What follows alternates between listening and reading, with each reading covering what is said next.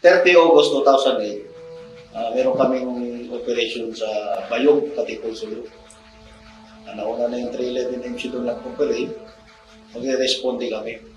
Isa ako dyan sa mga survivors nung nagkandak ng ambush yung mga Abu Sayyaf sa Barangay Patikul, Sulu.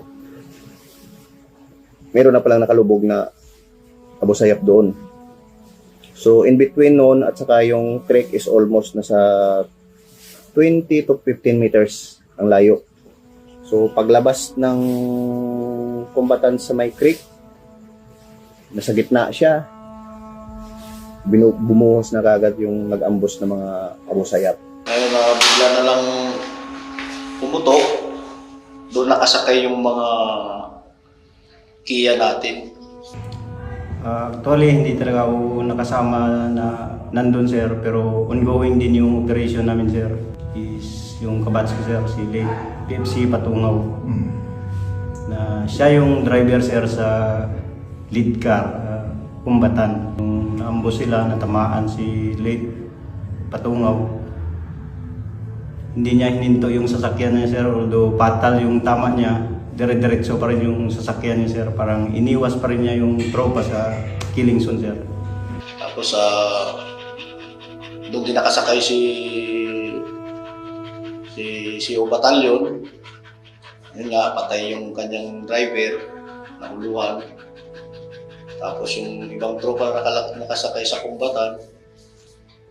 Doon din may mga wounded, mga Kia. Panahon na nangyari yun, ang nauna sa movement, yung SOP 5th Battalion at saka SOP 4th Battalion. Yung SOP 11, yun yung nasa likod ng movement. Kaya yung 11 Battalion, hindi kagad naka-responde kasi ang ginawa ng kalaban, hinaras din nila yung batalyon.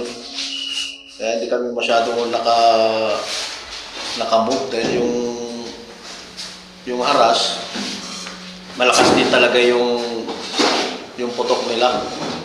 Tapos may mga M23 pa na pinapasok sa batalyon. Yung si Late Lindres, nalaglag na yan kasi patay na, may tama dito sa tiyan niya. Through and through, yun din yung tumama dito sa likod ko. Dalawang shrapnel yan dito sa may spinal column ko. Galing yan kay Late Lindres na shrapnel.